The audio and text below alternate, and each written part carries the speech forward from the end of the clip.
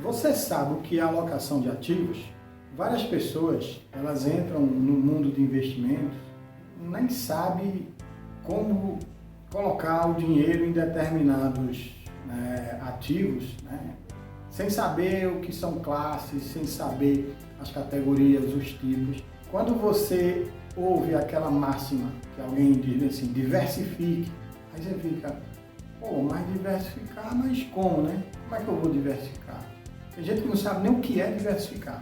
Então, nesse vídeo, eu vou mostrar para vocês o que é alocação de ativos, que é uma forma de você diversificar a sua carteira com qualidade. Então, é necessário que você entenda, alocar ativos é você fazer uma diversificação com qualidade de acordo com o seu perfil. Não adianta também você diversificar de todo jeito. Você tem que entender o seu perfil. São aqueles três lá, conservador, moderado e agressivo. E dentro desses perfis, você vai definir algumas regras para que você faça uma alocação de ativos que seja compatível ao seu perfil. Beleza? Nesse vídeo, eu vou mostrar para vocês algumas estratégias e 5 etapas para que você faça uma boa alocação de ativos. A minha intenção é que você tenha uma determinada luz, que você enxergue que quando você for comprar um determinado ativo, você compre aquele de acordo com essa estratégia que você vai poder montar. Se alguém é novo e não sabe o que é ativo, quando eu falo ativo, é você comprar um produto de investimento. Então, quando você coloca o seu dinheiro comprando ações de uma empresa, ou num fundo de investimento, ou no Tesouro Direto, ou até mesmo na poupança, que aí também já não é investimento, mas você está guardando dinheiro, ou quando você compra um imóvel, tudo isso é um ativo. Essa estratégia que eu estou falando de alocação de ativos é mais referente a ativos financeiros. Fica aqui comigo, daqui a pouco eu explico direitinho para vocês sobre a alocação de ativos.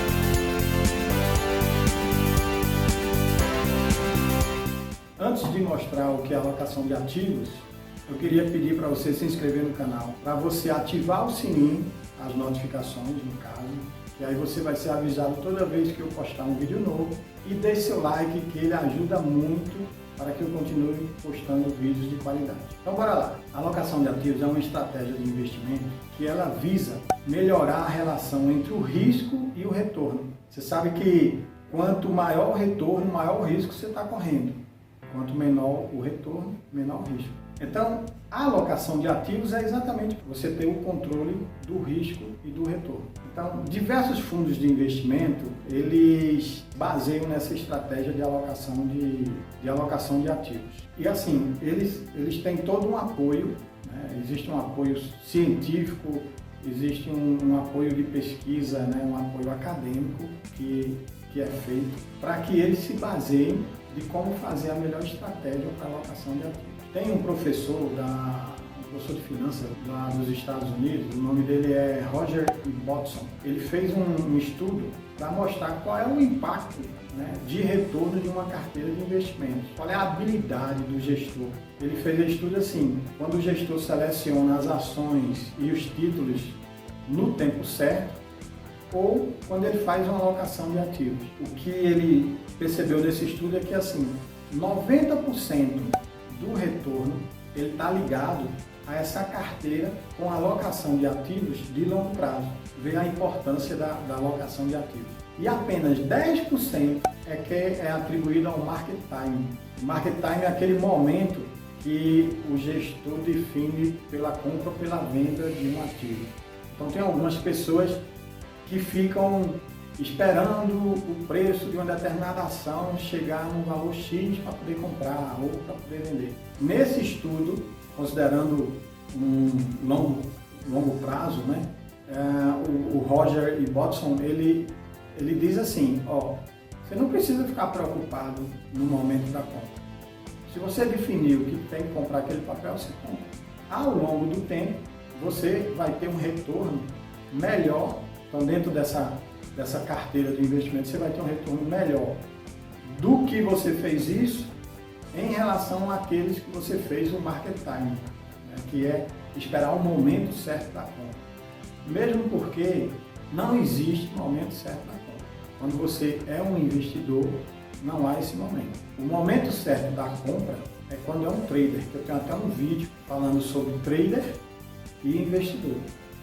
Então, para o trader, o momento certo da compra é imprescindível. Para o investidor, você fazer uma alocação de ativos é bem melhor do que o momento da compra. E isso vem através de estudos, conforme falou Roger e Watson. Então veja a importância que se tem, né, de uma alocação de ativos para que você tenha um bom retorno. Eu vou dar um exemplo para vocês. Aqui no Brasil existem vários fundos e existe o índice do Ibovespa, né, que é o Ibov.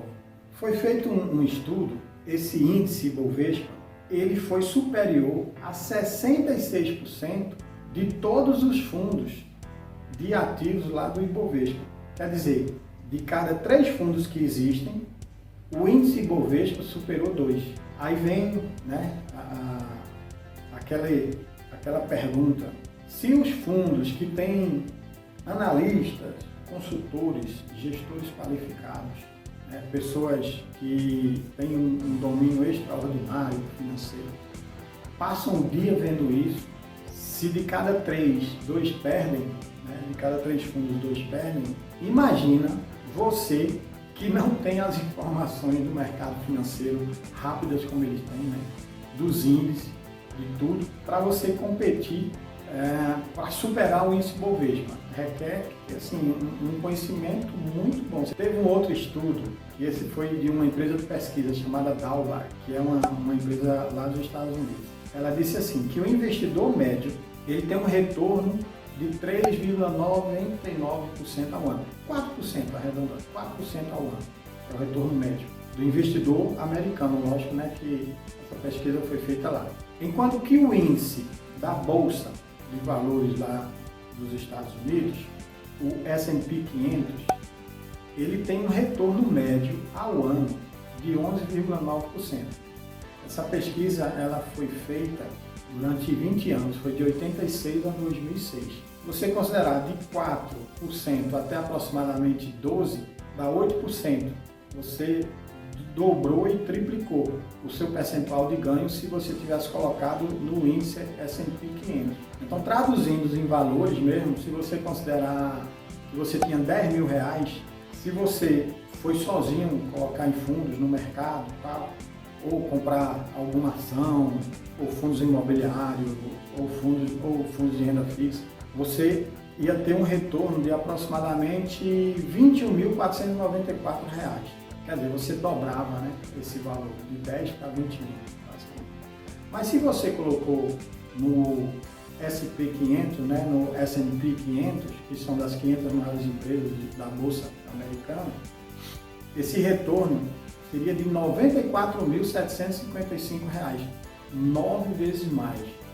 Então veja essa diferença, como ela é grande. Né? É importante que você, antes de começar a investir, analise exatamente dentro da sua carteira onde você vai colocar os ativos, né? Que é a alocação de ativos propriamente dito. Então vamos montar as 5 etapas para você fazer uma alocação de ativos. Então a primeira etapa, você deve definir um percentual para cada classe de ativo. E quando eu falo classe de ativo, é renda fixa, renda variável, basicamente. E você pode ter também um hedge, que é uma proteção. Como a gente vive no Brasil e a nossa moeda não é forte, você pode ter uma proteção cambial ou uma proteção em ouro. Eu vou explicar direitinho como funciona isso. Você vai definir os percentuais. Eu vou dar um exemplo de uma carteira conservadora. Você pode colocar 80% em renda fixa, 10% em renda variável e você pode ter 10% de hedge, né, de proteção. E esses 10% de proteção, né, pode ser dólar, pode ser euro, pode ser ouro, pode ser um fundo de dólar, ou um fundo de euro, ou um fundo de ouro. É só para você se proteger da desvalorização da nossa moeda, do real. Numa carteira moderada, você pode já aumentar um pouco a parte de renda fixa, aumentar um pouco a parte de renda variável e reduzir a renda fixa. Então você pode colocar, por exemplo, 40% em renda fixa, 50% em renda variável e 10% em hedge, que é a proteção. E se você quiser realmente uma carteira bem agressiva, aí você pode colocar um pouquinho em renda fixa, 10%. Você pode colocar 80% em renda variável e 10% em proteção. Ou pode ser 70% em renda variável e 20% em proteção. Essa é a primeira etapa, é você definir os percentuais de acordo com o seu perfil, seja ele conservador, moderado ou agressivo. Só você que sabe o seu perfil. Não pergunte para ninguém, qual é o meu perfil? Não. Preencha os questionários do perfil do investidor, que em alguns bancos chama-se de Switchability, e identifique o seu perfil. A partir da identificação do seu perfil, você tem que montar uma carteira que seja compatível. Se você tiver um perfil conservador, por exemplo, não vai pegar e colocar 40% em renda variável. Não faz sentido isso. 40% em renda variável é para quem tem um perfil moderado. Então vamos para a segunda etapa, é definir os ativos dentro de cada classe. E aí, dentro de renda fixa, você tem vários ativos. Então vou dar uns exemplos. Tesouro Direto é um ativo de renda fixa. Dentro do Tesouro Direto você tem Tesouro Selic, Tesouro IPCA, que é o da inflação, e um Tesouro Pré-fixado, que ele já te dá a taxa de juros que ele vai te pagar anualmente. Você também tem CDB, você tem LCA, letras de crédito do agronegócio, você tem LCI, letras de crédito imobiliário, você tem debêntures, que são os papéis emitidos por empresas, e aí eles te prometem pagar uma taxa de juros ao ano. Você tem fundos de renda fixa também. Você pode ter, além disso, se você não quiser colocar em renda fixa e tiver alguma coisa que, não, eu entendo que eu quero deixar um pouquinho em poupança. A poupança ela fica nessa parte conservadora também dentro da renda fixa, apesar de não ser um investimento, tá? Poupança você está guardando dinheiro, você não está investindo. Dentro da classe de renda variável, você tem ações, você tem ETFs. Os ETFs são os fundos de índice. Por exemplo, o fundo Ibovespa, tem um fundo lá chamado BOVA11, ele é um fundo de índice. Ele é um fundo das maiores empresas que estão na Bolsa de Valores do Brasil. Você tem um outro fundo que dentro aqui do Brasil, que é o IVVB11, que ele é um fundo que ele está atrelado àquele índice que eu falei, o S&P 500, lá dos Estados Unidos. Você tem fundos imobiliários, você tem fundos multimercado, são fundos de ações que as empresas colocam. O fundo multimercado, ele também é uma espécie de alocação de ativos, porque ele pega vários ativos e aloca naquele fundo.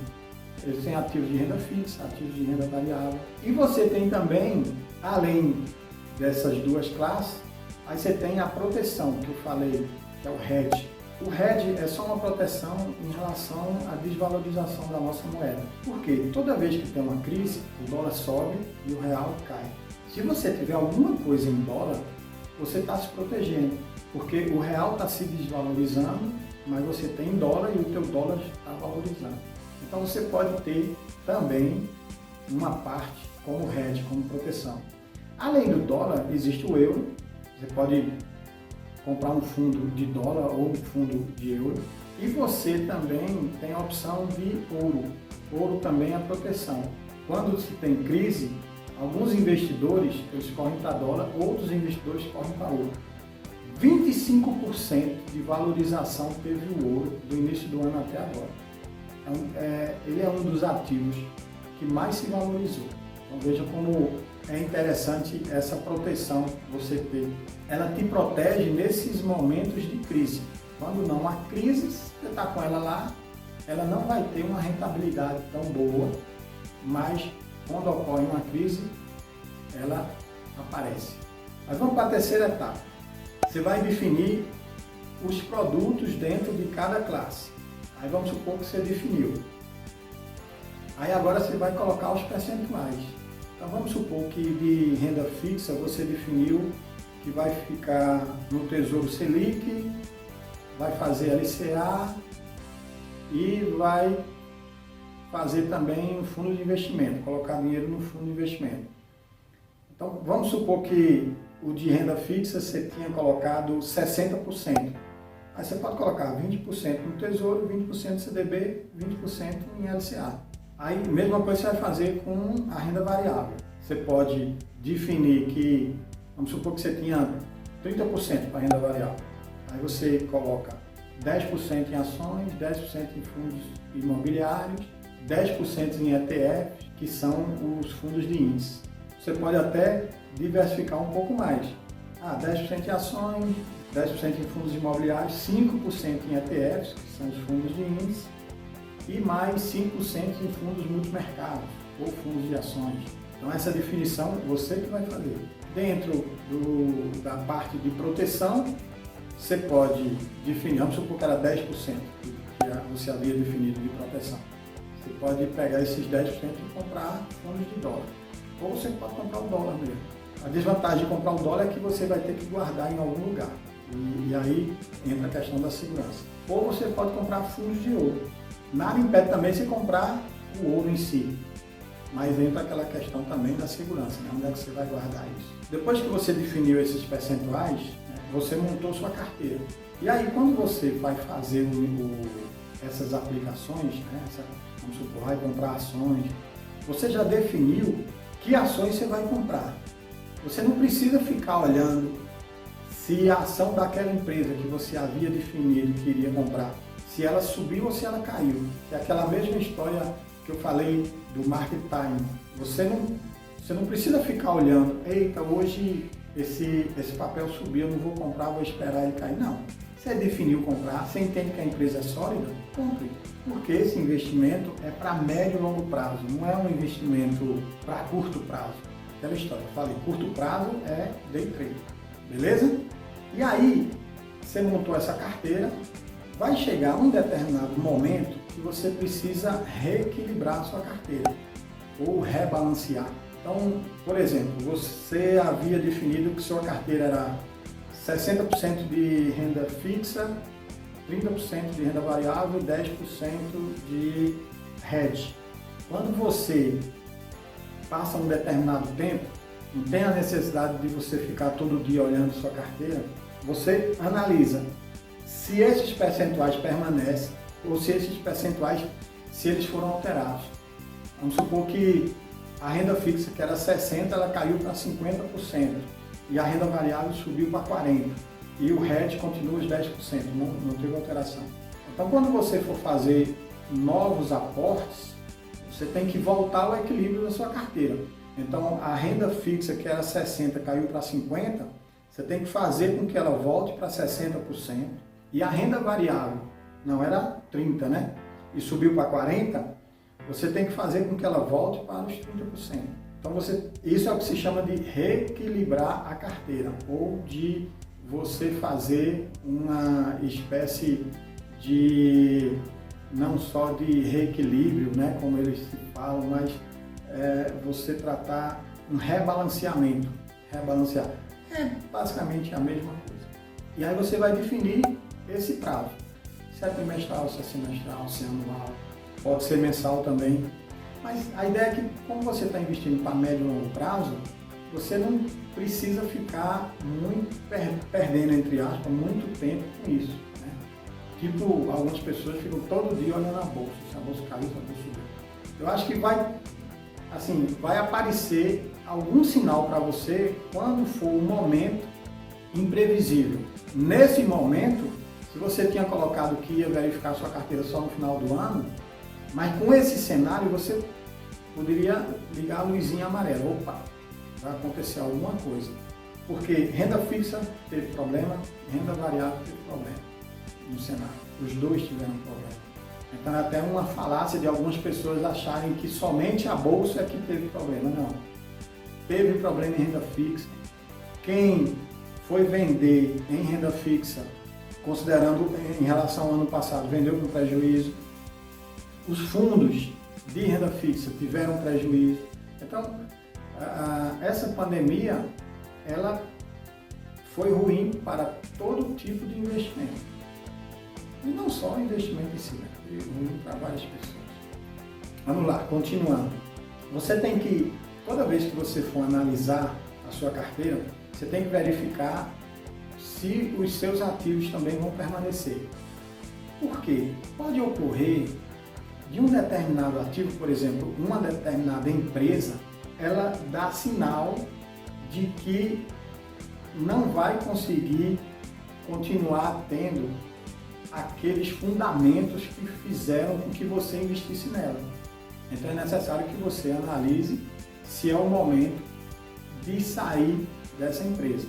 Muito embora esses sinais, eles não são da noite para o dia. A empresa, ela vai dando sinais ao longo do tempo. Então todo trimestre, quando ela divulga o balanço, que ela é obrigatório divulgar, as empresas que são listadas na bolsa, você pode acompanhar se a receita dela está boa, se o endividamento dela cresceu ou não, se é uma empresa que tem lucros, porque não adianta vender e não ter lucro. Às vezes tem empresas que vendem, aumentam as vendas, são as receitas, mas no final ela dá prejuízo. Então é preciso fazer essa análise, até mesmo para você identificar se vale a pena você trocar essa empresa por uma outra que está um pouco mais sólida. Mas isso aí você precisa entender um pouco de fundamentos para saber se essas empresas realmente elas continuam fazendo com que você continue investindo nela. Para isso existe uma técnica chamada buy and hold, que é você comprar e manter. Então essa técnica é uma estratégia de longo prazo. Os investidores utilizam muito essa estratégia.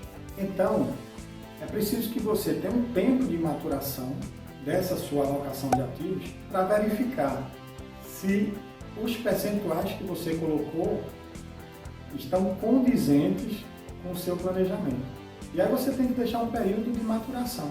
Não adianta você estar sempre trocando os percentuais também, porque isso não vai levar a nada. É necessário que você tenha uma certa maturação, verificar que a sua estratégia está ok ou não, e a partir daí você toma a decisão de mudar ou continuar, se a estratégia estiver dando certo, continuar da mesma forma.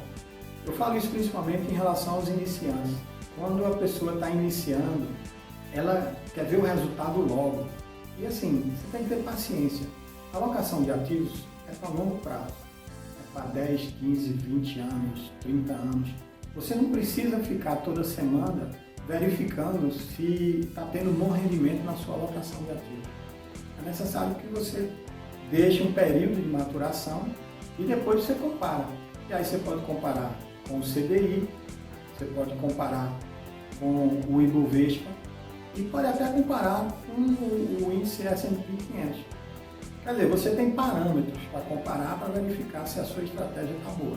Sempre que você comparar, isso se chama de benchmarking, esse é um dos parâmetros que ele sinaliza se você está indo bem ou não. E aí é bom você comparar, geralmente, você pode ver a maturação da sua carteira depois de um ano. E aí você compara com esses índices e verifica como é que está se comportando. O seu desafio é que fique superior a esses índices, principalmente o Ibovespa. Se você tiver uma rentabilidade superior ao Ibovespa, significa que você está em um bom caminho. Agora, se você tiver uma rentabilidade menor que o CDI, significa que a sua estratégia está furada. Aconteceu alguma coisa e você está indo muito mal.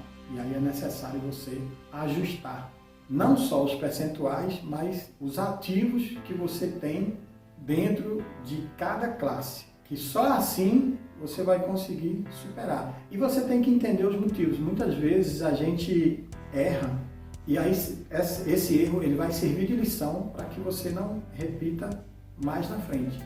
E só quem sabe o que é bom para você é você. Então tenha em mente que essa alocação de ativos, quem tem que definir é você e que quem tem que fazer os ajustes é você. Você pode obter algumas informações, colher algumas informações de pessoas experientes no mercado, mas só quem pode definir a estratégia é você. Eu não aconselho você seguir estratégia de uma outra pessoa, porque essa outra pessoa, ela tem a estratégia dela. Ela pode estar num momento diferente do seu. Ela pode estar num momento que ela vê a necessidade de arriscar mais e ela pode perder. E você, no caso, se estiver começando e correr muito risco, você pode ter uma grande perda. Então é necessário que você faça a estratégia de acordo com as suas necessidades, de acordo com os seus princípios, de acordo com os seus valores. Ok? Então, vocês já sabem, né, o que é alocação de ativos agora. Então, quem já investe, eu queria que já deixasse nos comentários como é que está, os seus percentuais estão satisfatórios, se não estão. Se você ainda não faz alocação de ativos, eu sugiro que você dê uma analisada na sua carteira. Verifique como é que estão os percentuais. Veja se houve uma oscilação, se eles estão com base no que você tinha planejado inicialmente. Pode deixar os comentários e dar novas sugestões, né, de temas que eu vou tratá-los num novo vídeo para vocês. Bom, espero que tenha agregado valor, né? Se quiser interagir comigo mais diretamente, me siga no Instagram, que lá a resposta é mais rápida. O acesso ele está aqui no vídeo. E lembrando, para quem ainda não se inscreveu no canal, se inscreva. Para quem ainda não deu like, que dê o like, né, para me ajudar e continuar postando conteúdos de qualidade. E se tiver alguma dúvida, pode deixar aqui embaixo. Dúvida ou sugestão de novo tema que eu posso abordar no próximo vídeo. Ok? Um grande abraço e nos vemos no próximo vídeo.